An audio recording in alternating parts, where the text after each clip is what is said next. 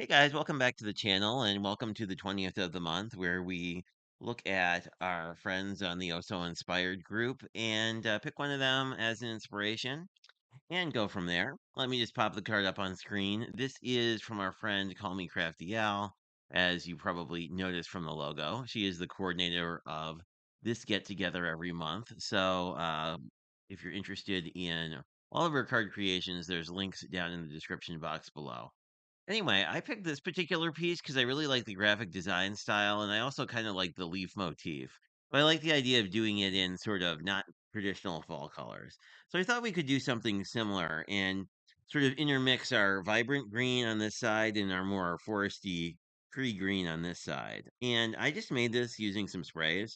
And what I'm going to do, uh, through the magic of editing is make a bunch of leaves out of this and then we can get back together and work on putting the card together about doing. So I had this vibrant green that I've been wanting to use for a long time. So I thought that would pair really well with our more vibrant color. And then I also thought just joy would be really good as a sentiment, not just because it's one letter different from my name, but just because I like it. And then I also used a little, I was going to use remnants of my sprayed background, but it was too small, so I just made another one.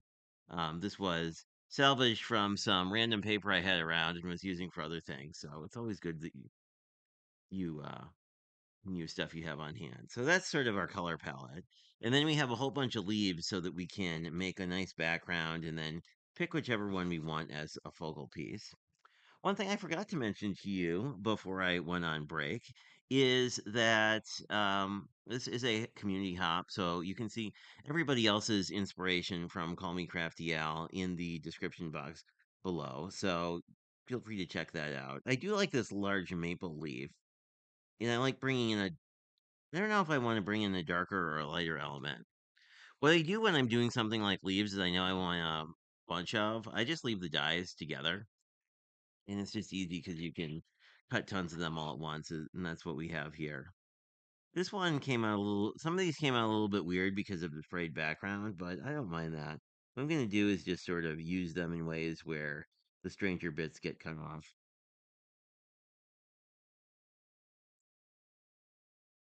And I'm kind of I don't know. I think when you're doing a composition like this, it's helpful to have things that just sort of fall off. But I'm just going to play with this for a couple minutes while we get stuff together. And we can, this is sort of like paper piecing, I think. I do think using a really vibrant leaf would be kind of cool because that would kind of pull into the background. So we'll leave these two as our leaves that we might use as sort of our focal leaf. Is that a thing? Anyway. So I just kind of move stuff around until I like it. I think we're getting pretty close here. We definitely want to do a little something in this. Yeah, I think this looks pretty good. And I think we want to bring in maybe one of those are kind of samey. Um, I'm looking at both shape here. Kind of like that. I think that that'll work pretty well. And I may just keep some of this edge here. What if we swap this out for have another that's a similar looking leaf? See what other kinds of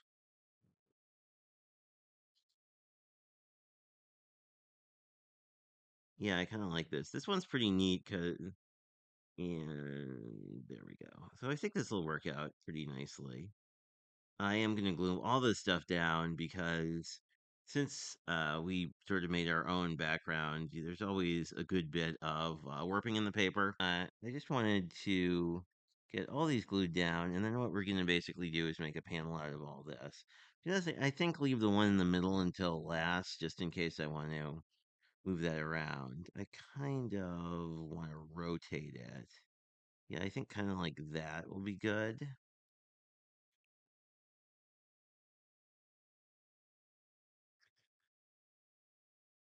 There we go.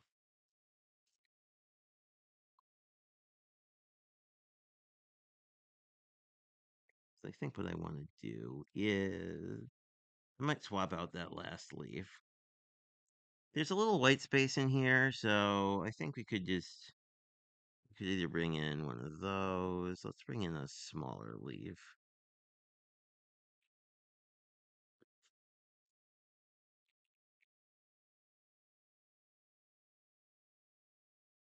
I'm just kind of play with this until it makes me happy.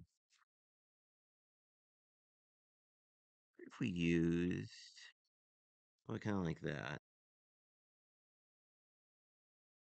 We could have it coming in the other way. Ooh, I like that even better.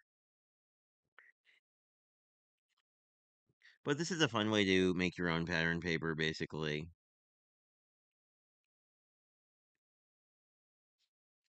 And that is most of our card together.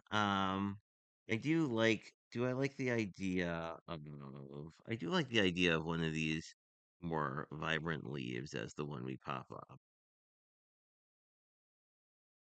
In the original, there was kind of a popped up leaf here somewhere. Decide where we like it. And also decide, we can think about our sentiment placement. On the original card, the sentiment was kind of down here, which I think works.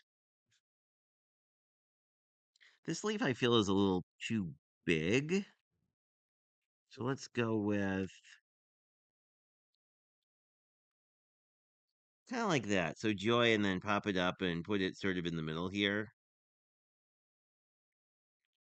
Like right next to the, yeah, I think that'll work. So I think that is the one we're going to use. That is that. And I think we can put other leaves to the side. This is pretty well dried. The nice thing about using a PVA glue is that it dries very quickly. So I'm just going to grab my trimmer and we can just get rid of the bits that are outside of our front panel. The way I tend to do this is basically get a side even, and then there we go. And then just rotate. This can This is a little bit easy. This is interesting. This is actually sort of reminds me a lot of this month's sheet load with sort of this do your own front panel. Although in the original it was less this way because if you recall, the original card had a stamp pattern here, where this is one that be a little bit different because it'll have a little more dimension. There is that. I am liking how this is coming together. So I think all we really need to do now is assemble the final card. So I will grab my card base. I'm going to do this with wet glue just because I'm using a paper that I used a wet method on, and it'll be a little bit warped. And interestingly, I used like this was just a remnant, so I was using this primarily to ink edge on, so that's why it has sort of this interesting look to it. Now I will squeegee this down,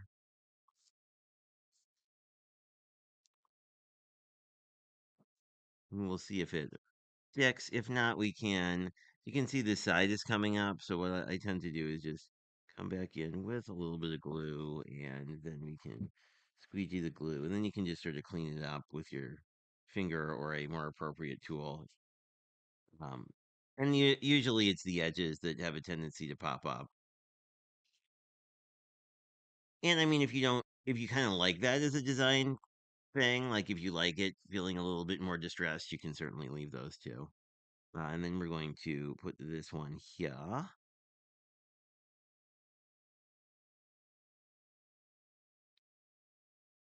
think that was, yeah. So I think we're gonna give it. Yeah, I think I'm gonna like that. I do like that kind of drippy bit there.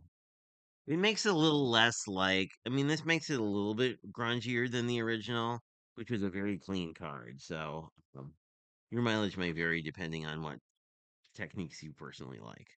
So let's get this one guy down. But this was a really good opportunity too to like play with my sprays, which I forget about often. And then I think we're gonna just have our. I'm gonna put this a little bit more to the side here so that it kind of pops with all the green around it.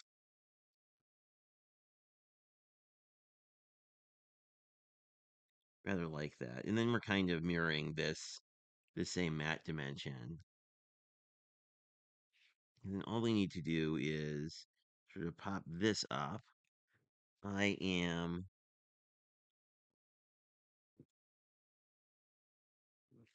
gonna grab a foam square because I think that's all we need here. I don't think we need the. This is very lightweight, so I don't think it needs a ton. So we'll just do that. You could, of course, use something like 3D glue gel if you want a little more insurance. There we go. Get our release paper off. I like it sort of around the joy here, but that's our finished card. Um, a homage to the Call Me Crafty Al one. I'll remind you again, this is part of a hop. So if you look at the description box below, you'll definitely see some other folks that you can check out and see which Crafty Al's creations they were a fan of and what they did with it. So until I talk to you again, thanks for checking this out, and I hope you have a fantastic day. Bye bye.